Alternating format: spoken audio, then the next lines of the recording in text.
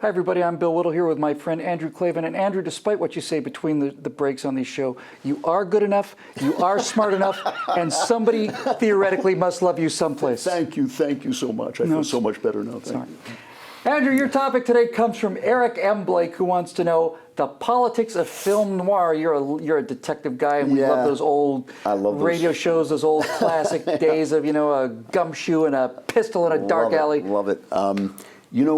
It's such a broad question because film noir covers so many kinds of films. But I think that what we can say is that if we narrow it down to the tough guys, the detectives, the things that grew out of after the war, especially from Raymond Chandler and Dashiell Hammett, and between the wars.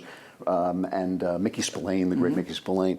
What you see in those films is you see a transition from the country to the city. You see the hero becoming less the cowboy in the middle of the wilderness where he is the law, and the law is suddenly both encroaching on him and being enforced by him. It's that golden moment, like in the Knights in Shining Armor, same thing. It's the golden moment when force can be used heroically in the defense of right and justice. And men love that. That's that moment when men are kind of in their own because the strong guy is doing right. Might is serving right. But now it moves into the city and things become very dark and complex because in the city there is a law, but the law may be corrupt, and the cops in these film noir things are always just as dirty as the gangsters, and the gangsters are always sort of figures of interesting attraction. Glamour, glamour. And so you get this thing. Mickey Spillane, probably, who was the second wave of noir writers. If you listen to the titles of his books, I, the Jury, Vengeance is Mine, these are things, I'm taking the law, I am the law, because everything else is so corrupt. And so basically what these things were saying was the wilderness had come to civilization rather than civilization coming to the wilderness. It's almost the opposite way around. In the old days, if you remember that wonderful movie, The Man Who Shot Liberty Valance, the lawyer has to pick up the gun to defend the law. And so the civilization is coming to the wilderness. But in film noir, the wilderness, the corruption is coming to civilization, and the man alone becomes an urban figure and a shadowy figure and a sometimes corrupt figure. And it's a very complex and purely American vision. You just don't see it anywhere else. It's a really profound insight. I'd never really thought about it before. Well, I've thought about this all my life. Yeah. Well, I haven't. But what's interesting about it is so many interesting things about it is the founders talked, Jefferson was very big on this, was the idea that virtue really couldn't live in a city primarily because of anonymity, because of the fact that you can actually get into the math behind it. The prisoner's dilemma is between two people, but the iterated prisoner's dilemma, it's a different strategy because you know the person's reputation. Right. And if they've got a good reputation, you play honestly with them. If they don't, if he screws you screw him back. So there's like deep level mechanics at work here in why people behave differently in cities where they can blend back into the crowd. And I'm just kind of going over this for the first time, but if the classical American story of the West is a sheriff on the street, the bad guy stands out like a sore thumb. He's the guy wearing the black hat. He's in the middle of the street. It's high noon, and he's got his gun strapped on, and this is obviously the villain.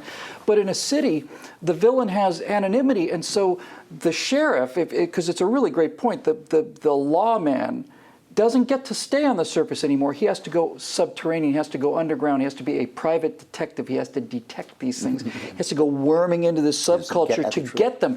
And the thing that I find most interesting about noir in that regard is that this is not a process without consequences, because the thing about the private detective as opposed to the sheriff is that the sheriff almost always, or the marshal, he's a marble monument. He's a man whose nobility and whose character is not impacted by this. He's out in the broad daylight.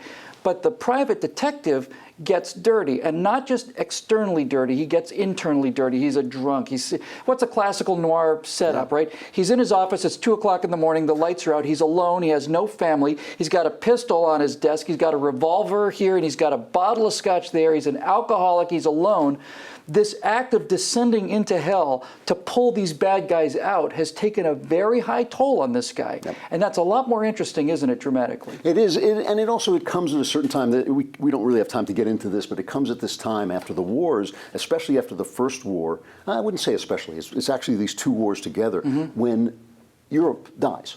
And Christendom dies, and all the values of honor and Christianity collapse. And suddenly you're looking at the place we came from, the place America came from, because it comes from England. It doesn't come from anywhere else. It comes from England.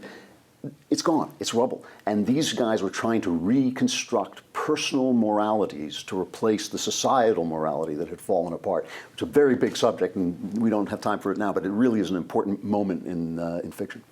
Now all we need is a C, a bouncy C, and we've got ourselves a musical, baby.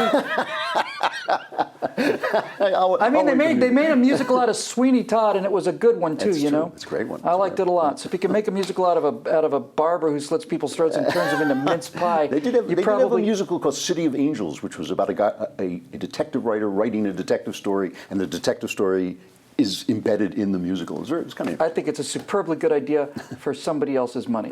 That's all we have time for today, but you can let us know what questions you'd like answered below. For Andrew, Klavan, and PJTV, I'm Bill Whittle. Thanks for watching.